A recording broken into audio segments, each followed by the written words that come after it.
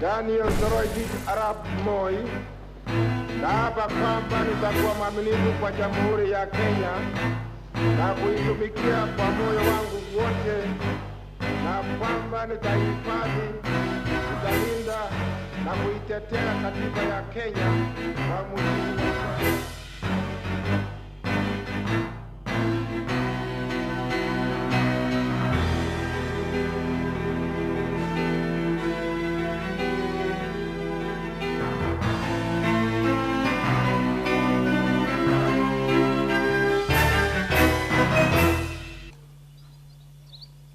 One sunny day in September 1924, it was just before sunset, and the cows were being herded home in a remote village, Kuriengo in Baringo, the home of the Tugena sub-tribe of the Kalenjin.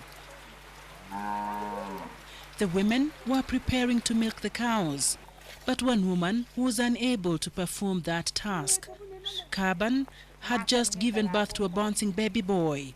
She named him Toroitich. Young Toroitich grew up herding livestock among his peers, as was customary of the Tugen.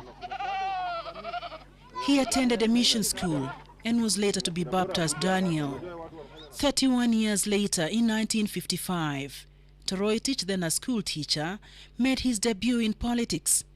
He was elected to replace one John Tameno from Kajiado, who had resigned as Rift Valley's representative in the European-dominated Legislative Council, LegCo.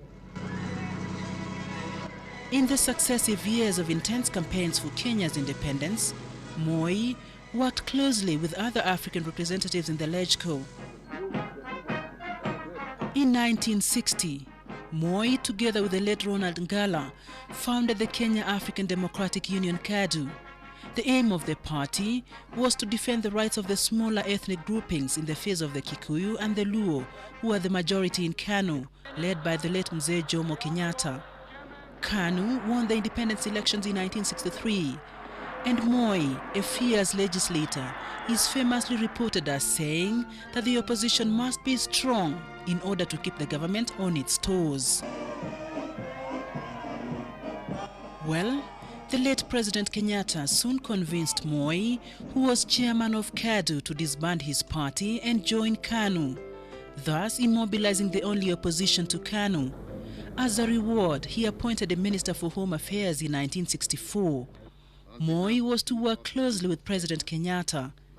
And in 1967, just 4 years after independence, Kenyatta named Moi his number 2, a post he held until Kenyatta passed away in 1978.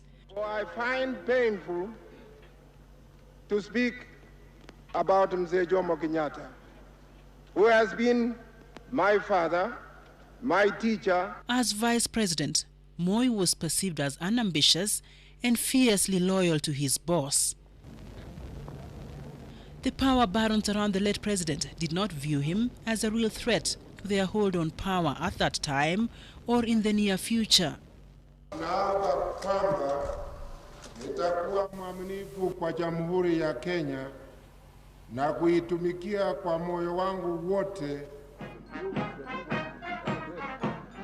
When Moi took the oath of office in 1978, the then so-called Kiambu Mafia, who had been exercising the real power during Kenyatta's twilight years, dismissed Moi as a passing cloud. They did not believe that he would be president for much long. Vice President Mr. Daniel Arap Moi is now President of Kenya for the next 90 days until an election is held for the future President of Kenya. Fate had placed Vice President Moi in a strategic position. He assumed his role as president for 90 days, after which elections were to be held. He looked meek and worried, and certain of what the future held for him. He was aware of how badly the Kiambu Mafia wanted him out of the way. Of our father, who passed away last night. When Moi assumed the reins of power, Kenya was a vibrant economy, raring to go. And the president was determined to make it even more vibrant. A development conscious leader, you could say. Coming from an arid region, environmental conservation was close to his heart. He traversed the country, personally taking charge of soil conservation programs. Remember the Gabions? He rolled up his sleeves and got down to work. What better way to lead than by example? Mawe.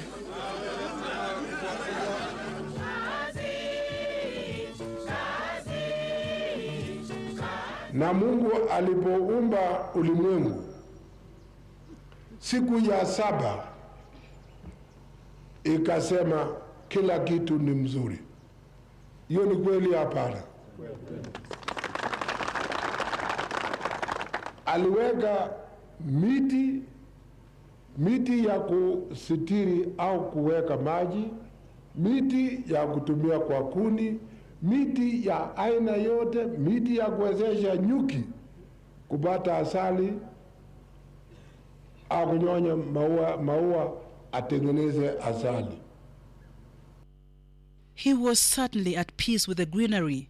The tree nurseries were nurtured with tender care, and there were probably enough trees to his name to make Professor Wangari Maathai very envious.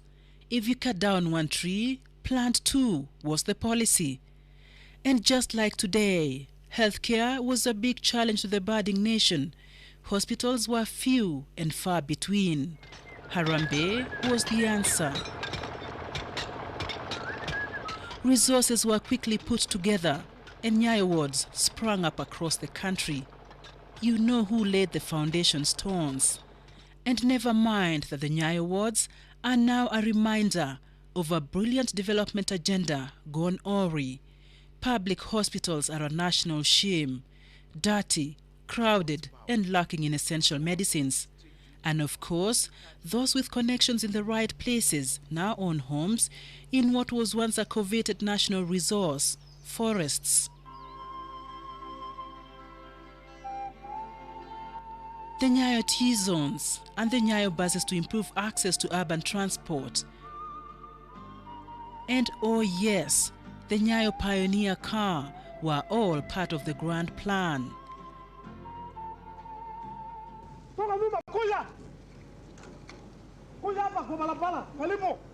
Then, one day in the wee hours of August 1, 1982, unknown to the Commander-in-Chief of the Armed Forces, his junior officers attempted to topple him as their commander and president of the Republic.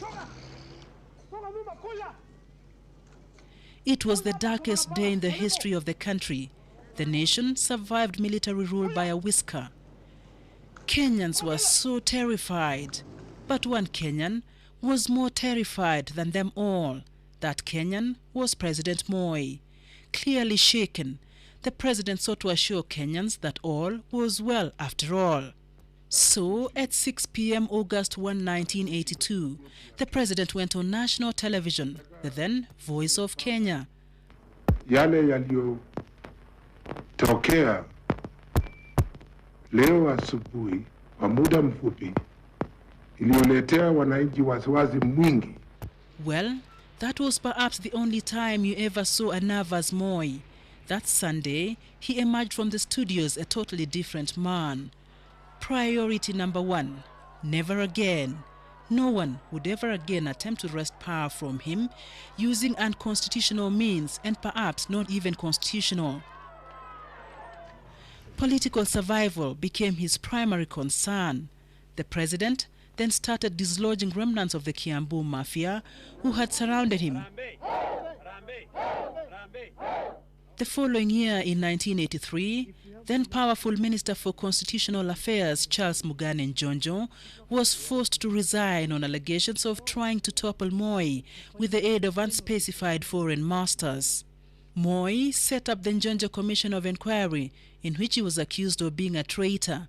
President Moi promptly pardoned him, and a completely humiliated Njonjo retreated from public life.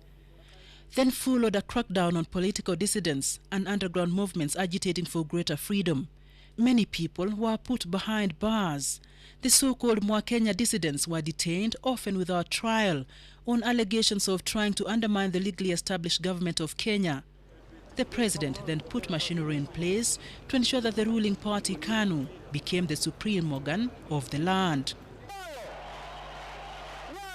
Some 9 years after the coup attempt, President Moi was to admit that August 1, 1982 was indeed a turning point in his checkered political career. Mpaka mwaka wa 82 si tulikuwa na watu kitu kimoja. Mwaka wa 81, 79 wakati wa hayati mzee Jomo Kenyatta, japokuwa hatukuja kuandikisha kupiga marufuku, tulikuwa kitu kimoja. That was the day Moi gave the green light for the repeal of Section 2A of the Constitution, paving the way for the creation of President Moi of the 1990s. The 1992 election proved a formidable challenge to Moi's rule, but against all expectations, he weathered the storm. I've restrained myself. They've abused even me. That's democracy. They've abused everybody. But there is limit for everything. I've forgiven them for abusing me, but no further. He emerged from the 1992 election more battle-hardened than ever before, and asked if he would consider co-opting the opposition into government. Moi was categorical. Those who will secure 20 or 30 members and others 10 or 5 will be in the opposition on the opposition bench to criticize the government. Now it is up to the government to see how the country runs.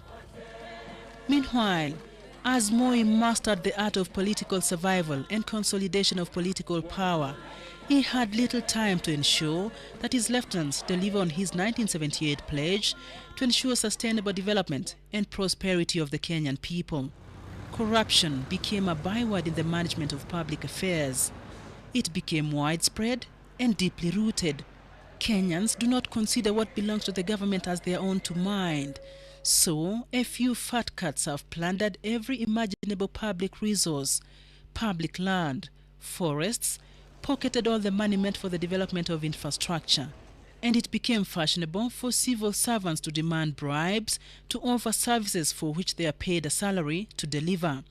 This, coupled with the need for greater freedoms, led to the intense agitation which characterized the last 12 years of President Moi's rule. But even President Moi's most fierce critics cannot begrudge him of the important role he played in holding the country together in peace. Despite the eruption of ethnic clashes in the 1990s, Kenya has remained relatively calm compared to the rest of the neighboring states. Whoever said Moi was a passing cloud, that cloud certainly stayed on for 24 years. For End of an Era, Farida Karne reporting.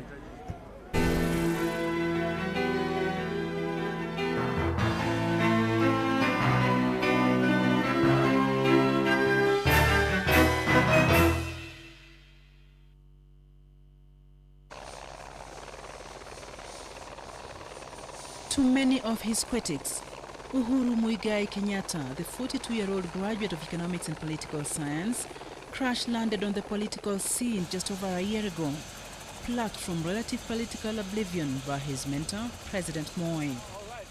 Few saw it coming.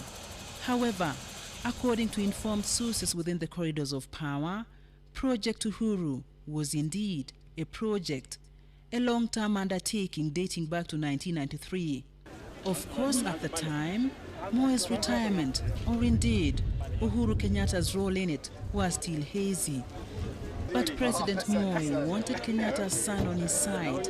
After all, his father founded KANU and would him over from the then opposition Kenya African Democratic Union KADU. In the first multi-party election in 1992, Uhuru was then working closely with the leader of the unregistered Sabasaba Asili Party, Kenneth Matiba, and later with the Democratic Party's Moi Kibaki. But Moi won the 1992 election against all odds. Most of the Western world countries have been partisan.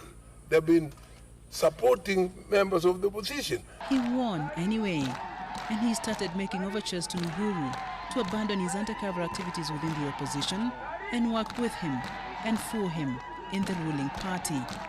At that time, Moi desperately needed the populous Kikuyu on his side, and the Kenyatta name he hoped would work magic to restore the confidence of the community, which had little regard for him. It is rumored that Moi even promised to nominate Uhuru to parliament. But suspicious of President Moi's intentions, Uhuru declined the nomination offer. Come 1997, and Moi was back on Uhuru's case. This time, he wanted him to contest the Gatundu South parliamentary seat. Moi was, however, categorical that Uhuru had to run on a Kanu ticket. Uhuru is said to have told the president of the hostility towards Kanu in central Kenya. Give it a try, persisted the president. He did, and lost to Moses Muhia, then of the Social Democratic Party.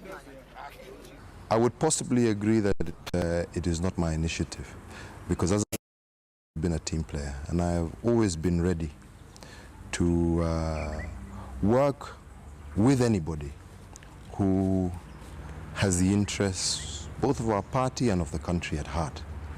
And from that perspective, I think I was prepared to play, as I've said many, many times in the past, any role that I would be offered, either by my party or by Kenyans. Even the decision to contest the highest job on the land was not entirely his own. But there had to be a way to push Kenyatta's son Uhuru to the political limelight. How about Thika Kanu branch chairman? Okay, not good enough though. Give him additional duties. Then, in 1998, Uhuru was chosen to head the Disaster Emergency Response Committee. The committee was charged with the responsibility of coordinating and raising funds for relief activities in northern Kenya. He probably was not sufficiently prominent in this position. And how about tourism? A complete disaster after the Likoni clashes in 1997. Trying to sort out the mess might give him the exposure. So, he was appointed chairman of the Kenya Tourism Board. The year is 1999. He did a fairly good job in restoring confidence in the industry, whose image had been badly dented by insecurity. Meanwhile, it's been more than a year since Moi named his cabinet after the 1997 general election, but he still has not named a vice president. Several names are touted as potential vice presidents: Kalonzo Musyoka, Musalia Mudavadi, and Katana Ngala. Mudavadi and Ngala even take turns in parliament, acting as leader of government business, a job normally done by the vice president. 14 months after naming his cabinet in January 1998, Moi reappointed Saitoti as vice president. In the meantime, the professor of politics has started giving indications that he will call it a day after his final constitutional 5-year term, which expires on January 4th, 2003. Few believe him, but he goes on the record anyway, not once, but countless times. People overseas think that Moi would like to cling to power. Nataka kutangazia nyinyi kwamba wakati wa kustaafu kwangu umefika baada ya uchaguzi huu. Then he introduces an interesting dimension. When I do retire, I will hand over power to the younger generation, he asserts. And you have the young Turks jostling to outdo each other, trying to expound on the president's statement. It can only be fair if the 21st century is given to the .com generation. Wananchi wetu wanaendelea kufilisika kwa sababu viongozi wenyewe waendelea kujitafutia yao. Na ikiwa wataendelea, tuwasema basi vijana wako tayari kuungana, kufanya kazi pamoja, ndio tuweze kusaidia wananchi wa taifa hili letu la Kenya. We have no history of being losers. We shall deliver. Na tunaangalia yeye uso yake, tunaangalia macho yake vizuri sana. Tunataka atumie sign yoyote kuonyesha ni direction gani, and will be in full combat gear. Elders katika bunge, kila mmoja wao akiwa mwanasiasa anasema mimi niko na vijana. They are proud of the youth. Mimi niko na vijana. I think it is time hata sisi kama vijana tuseme sisi tuko na wazee. Of course, Professor gives no age limit to the young Turks generation. He's mentioning no names either, and hope is kept alive since many of them believe they fit the young Turks bill. So, all the president's men line up in his praise. Then one day, he returns from a foreign trip and looks deliberately at the battery of cabinet ministers who have trooped to the airport to meet him, and according to him, none among them is good enough to succeed him. They all laugh and clap hard. His then Vice President George Saitoti is among those present. As usual, everyone thinks that the president is cracking a practical joke. Well, maybe he was, but then again, he was serious. By his own admission, it had taken him 4 years of careful consideration of his cabinet to come to the conclusion that none among members of his cabinet were fit to succeed him. And so in October last year, President Moi decided on the need for a crash succession program, quickly nominating Uhuru Kenyatta to parliament and appointing a minister soon after. The young Turks are meanwhile still singing his praises as they help him craft the merger between KANU and the defunct National Development Party, the NDP. In March this year, the merger deal is sealed and Uhuru Kenyatta, Musalia Mudavadi, Kalonzo Musyoka, Ketana Ngala, alongside NDP's Raila Odinga, are placed at the ruling party's top hierarchy. The deal achieves two purposes. It edges out Moi's long-term friends, Joseph John Kamotho, who was then Secretary General of KANU, and then Vice President George Saitoti. Secondly, the merger gives KANU a much-needed facelift. Besides, it boosts its parliamentary strength, with 21 MPs crossing over from the NDP. By now, many have a rough idea that the merger lineup has something to do with Moi's succession plan. But just a select few are privy to the details. Few know that Uhuru is in fact the first among equals, slated for greater things. Sources tell Nation TV that in fact before the merger deal, some of those within the party who harbored ambitions of succeeding Moi were summoned for a meeting with the president at his Kabarak home. Those present included Uhuru himself, Kalonzo Musyoka, Raila Odinga, Musalia Mudavadi, and William Ruto. They all commit themselves to supporting whoever Moi picks as the ruling party's presidential candidate. At that stage, it was easy to extract that commitment since Moi had not indicated that it was in fact Uhuru he had settled on. 5 months after the merger deal in March this year, Moi shows up at a public rally in far-flung Mount Elgon district to anoint Uhuru as his preferred heir. It's a day Moi will probably never forget. Although he was his usual self, confident and finding something to tickle him, it was the beginning of the worst rebellion ever Moi has ever had to endure in his party. For End of an Era, Farida Kaune reporting.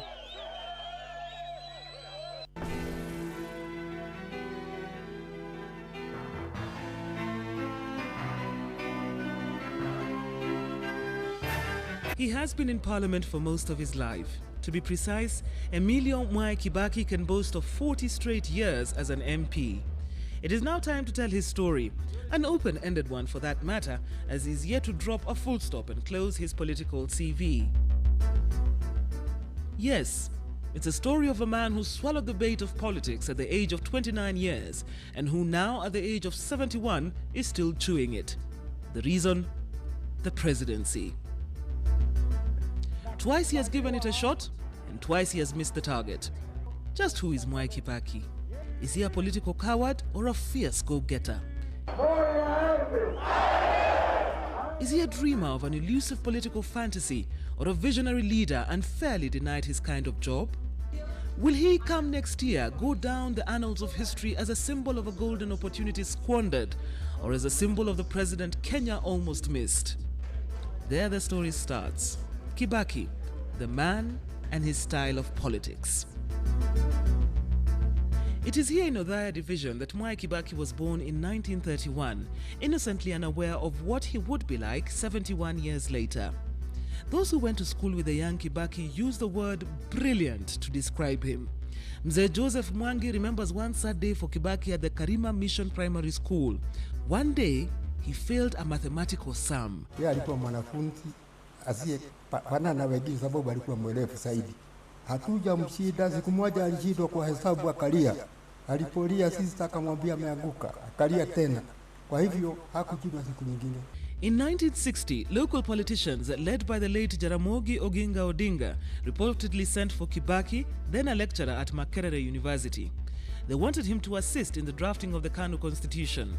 Thus, in Easter that year, Kibaki returned and became the first KANU National Executive Officer, a position he held until 1962. And it showed my own commitment, because at that particular time, it was not relevant whether you are paid or not paid. We had to work very hard, because we believed, we were committed to the achievement of independence, which we did.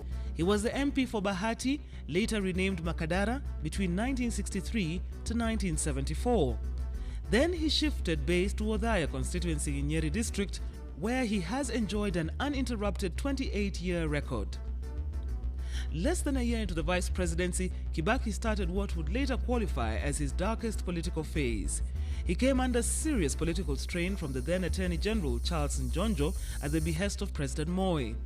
Never mind that Njonjo is the same person who in 1976 teamed up with Kibaki to oppose the Change the Constitution movement, a fierce campaign whose aim was to prevent President Moi from being the automatic successor to Mzee Jomo Kenyatta.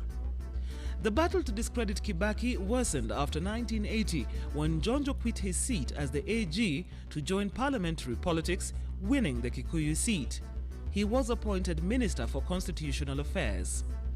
Gigi Kariuki, another of Njonjo's comrades in the war against Kibaki, was elevated to the powerful post of Minister for Internal Security.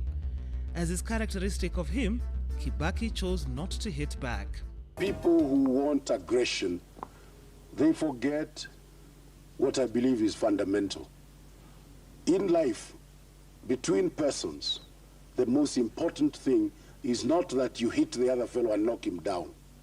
It is rather that you come to understand each other, that you speak to him, you try and persuade him, because then he'll become your friend and you cooperate. So in my approach to any problem, I'm seeking always to a way that we can do it together, rather than some friends of mine who think that if you have a contrary opinion, their mission is to make sure they knock you down and you're out of their way. They think you're blocking. But I have always believed that we must seek reconciliation between human beings. That is a more lasting solution. Those who have interacted with Kibaki politically or otherwise confirm the consistency in his gentleman-style politics. John Keane, with whom Kibaki in the early 60s popularized KANU, says aggressiveness has conspicuously been lacking in Kibaki's political career. I've known Mwai for more than 40 years. During the struggle of independence in this country, Mwai was the executive officer of KANU, and I was the national organizing secretary of KANU. Mwai's political style is incompatible with the intrigues, manipulation, political manipulations, dishonesty of this country. Mwai is a thorough gentleman. He is his style of politics is more British. Political intrigues within KANU targeting Kibaki increased in the run-up to the 1985 KANU elections. The vice president had no doubt been pushed to the wall. His decision to stay on in the party at that time will forever remain his most regrettable political decision. In 1984, when I sensed what was going on, and we could see the changes that have begun to set in, that was the right moment we should have resigned. After the KANU elections, the battle was taken to his Nyeri district backyard. Veteran politician Waruru Kanja was President Moi's point man in Nyeri insofar as this battle was concerned. Since then, Kibaki and Waruru remain sworn political enemies. We can always look back and see their political track record. Yeah? Because it's not fair to say because one is in this party, will be able to deliver when he comes to the government. What did he achieve when he was, say, for instance, in Kanu in the past? Another humiliation was to come after the 1988 elections when Kibaki was dropped from the vice presidency. Many expected him to resign from the government. He did not. Instead, he spread the KANU gospel the more. At one time, he likened the strength of KANU with the proverbial mugumo tree, which he said could not be felled by a razor. It was only after the advent of multi-party politics that Kibaki quit KANU to form the Democratic Party. The time to fight KANU from outside had come. How has Kibaki succeeded in opposition politics? Will he be third time lucky? All this coming up in another edition of End of an Era.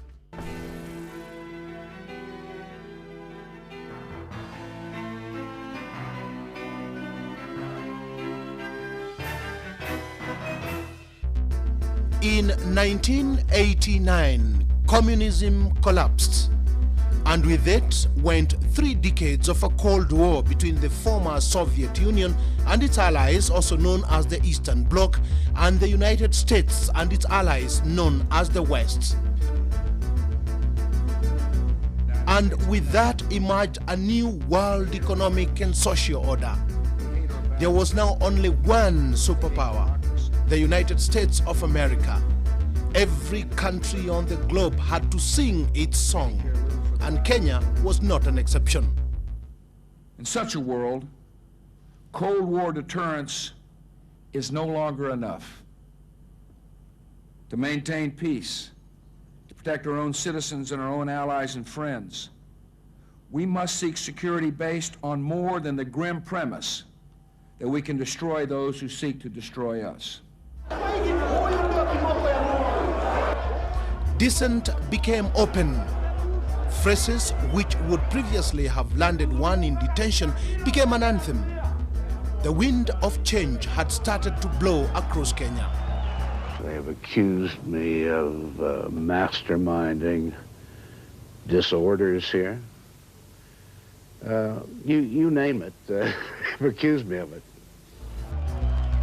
Eventually, Moi gave in to pressure. In a historic KANU National Delegates Conference of 1991, the ruling party was mandated to scrap Section 2A of the Constitution, which had made KANU the only legal political party. Kitu mimi nauliza nyinyi leo, ili tuone hawa walio katika siasa, wale walio watumishi wa serikali, sisi tuseme kwamba tufungue, tuondoe ile section ya katiba ya Kenya ya 2A. Na kwa hivyo, kama ulivyotuambia mtukufu rais, mimi kwangu naunga mkono, kwa sababu hawa watu wanaitwa Ford na wengine wameendelea kudanganya wananchi ya kuwa kuna kitu wananyimwa. The first real opposition party, Forum for the Restoration of Democracy, was riding high on the wave of change. Then, President Moi's once trusted friends started to desert him. They went one by one. But it was the resignation of Mwai Kibaki, the then Minister for Health, on Christmas Day 1991, which shook many. I have resigned from the government, and that a detailed statement will be issued tomorrow. He was later joined by powerful politicians, mainly from the Central Province, to found the Democratic Party. It was to become a formidable opposition to KANU. Now Ford! But it was Ford which was the real challenge. It attracted hundreds of thousands of supporters, and for a while it looked set to wrest power from Moi. But that was long before the disintegration. Apart from the Democratic Party eating into the opposition vote, Ford, the once indomitable party that shook the nation, split into 2. Ford Kenya, led by Jaramogi Oginga Odinga, and Ford Asili, led by Kenneth Matiba. Moi took full advantage of the disunity in the opposition to beat them fair and square in 2 successive elections. The irony is that on both elections, the combined opposition votes far surpassed KANU's. Among the unflattering issues for which President Moi's regime will be remembered is corruption.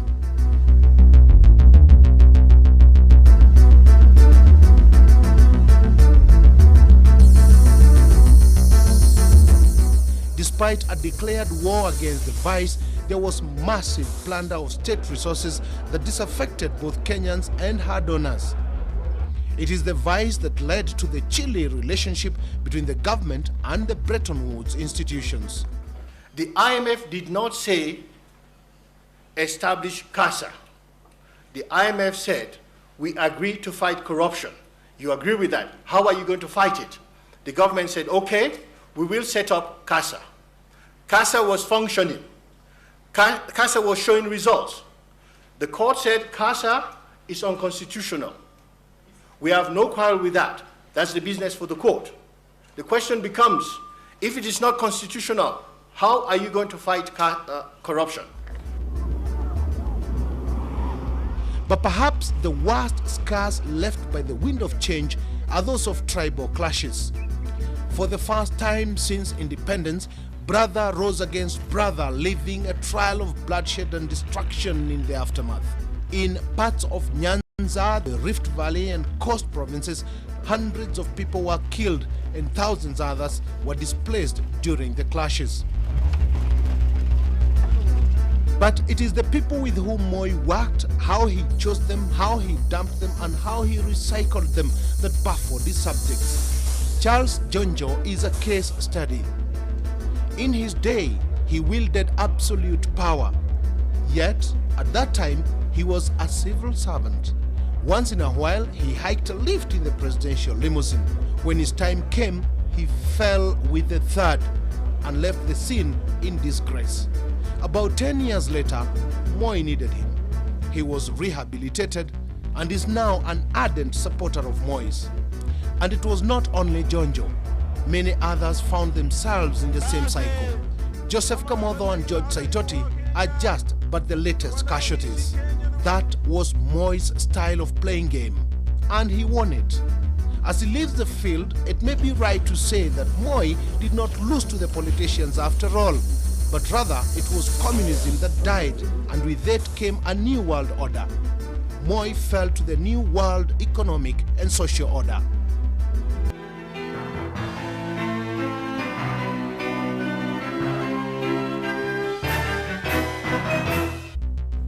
An open government whose leadership is responsive to the wishes of its people and which is accountable to the electorate, whose will is expressed in free and fair elections held at regular intervals in which all adult Kenyans are eligible to vote.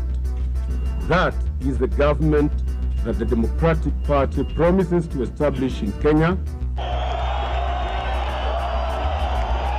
And with that statement, Mwai Kibaki was a transformed politician. DP!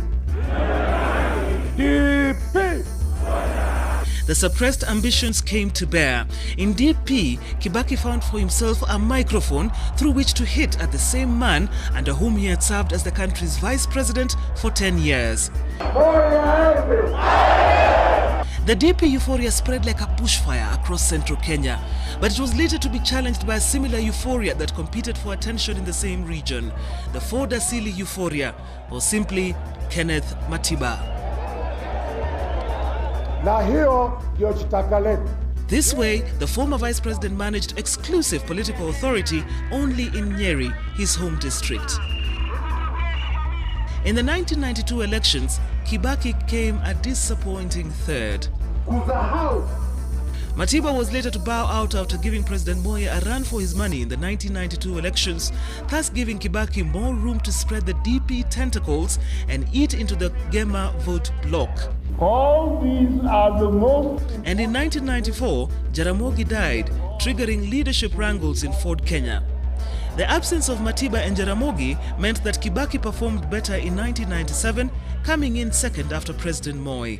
Almost every single party has had no reservation whatsoever regarding the need for us to get rid of Moi. He took up the seat as leader of the official opposition in Parliament in 1998. After losing for the second time, the opposition realized it was time to change its approach to politics. Together with Wamalwa Kijana of Ford Kenya and Charity Ngilu, then in the Social Democratic Party, Kibaki, as the opposition chief, embarked on a mission seeking a united front. A strong opposition would, among other things, counter KANU, especially for the fact that President Moi was around the same time wooing Raila Odinga from the opposition. Kibaki, Wamalwa and Ngilu founded the National Alliance for Change, eventually transforming the alliance into a party, the National Alliance Party of Kenya.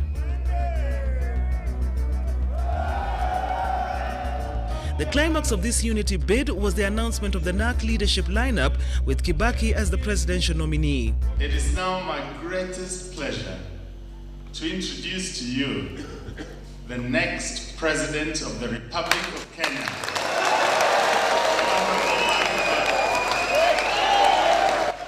Tulipoanza ilikuwa tu kwamba sisi tuliamini lazima tupate njia ya kuunganisha Wanakenya ili tufaulu na tutimize yale tulitaka kutimiza 1992 na 1997, na hatukuweza kuyatimiza kwa sababu tulikuwa tumegawanyika. A significant boost for Kibaki and NARC came when renegade top KANU officials and ministers quit the party and government to join the opposition through the Liberal Democratic Party. They were protesting at President Moi's open preference for Uhuru Kenyatta as his successor. Their driving force was to fight KANU from outside through supporting the idea of a single opposition presidential candidate. It now gives me great pleasure to present to you our next President of Kenya, Honorable Mwai Kibaki.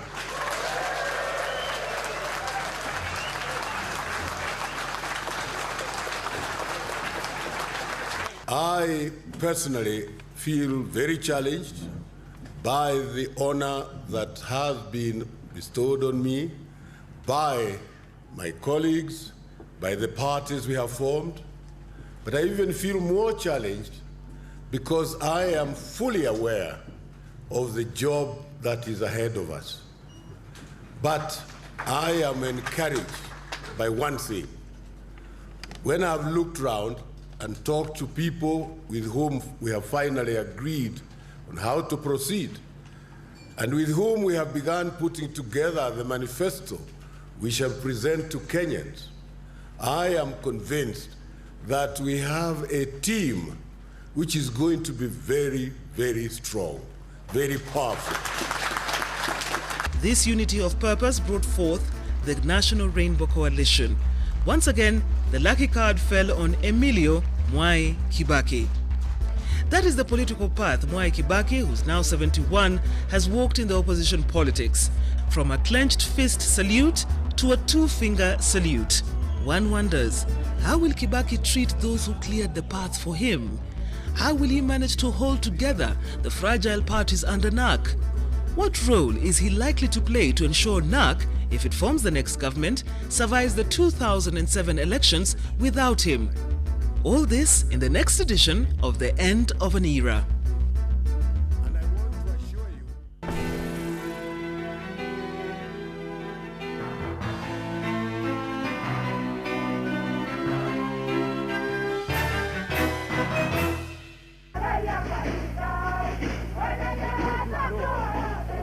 The late President Kenyatta was a robust politician, a man who made his presence felt.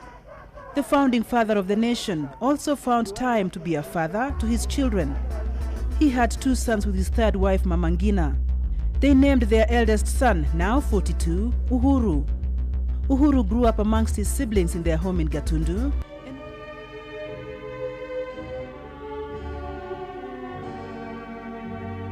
and was only 18 when his father died.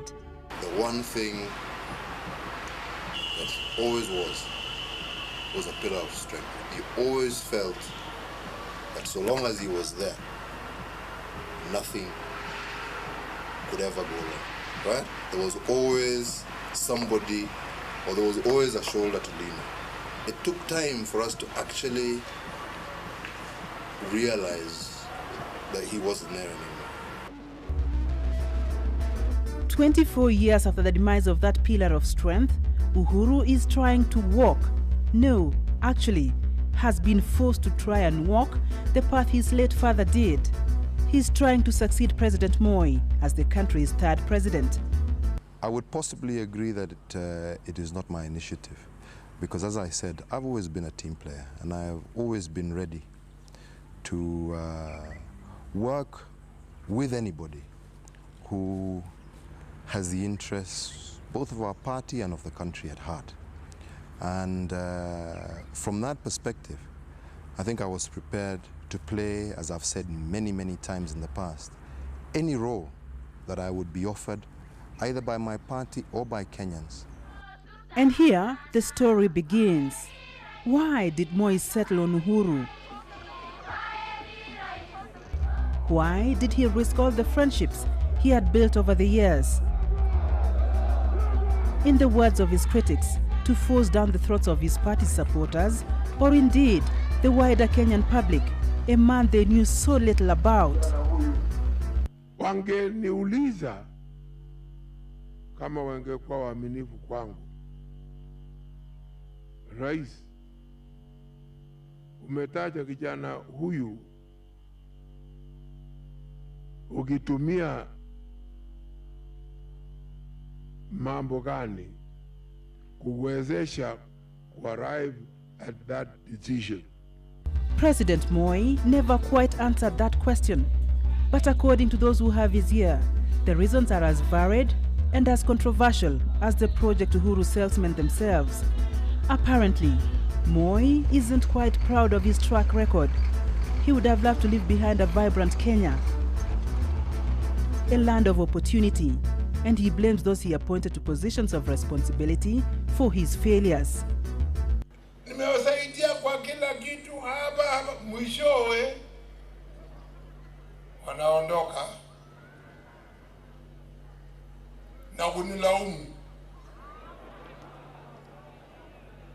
Kama mtu alikuwa na wizara, anaendesha wizara fulani, anasema Moi, mimi nilikuwa waziri pale. But to many Kenyans, this excuse does not hold water. The buck stops at the presidency. Being Kenya's chief executive, the president could have fired such government officials and hired competent men and women. He didn't. Instead, political patronage replaced merit in the management of public affairs over the years. Now, Uhuru's salesmen argue that Moi wanted Kenya's third president to make a clean break, to start afresh, and he thought those who had worked under him knew no better way of managing public affairs other than patronage and personal entrenchment. He is reported to be painfully aware that his cronies have formed spiderweb cartels that an insider would find difficult to dismantle.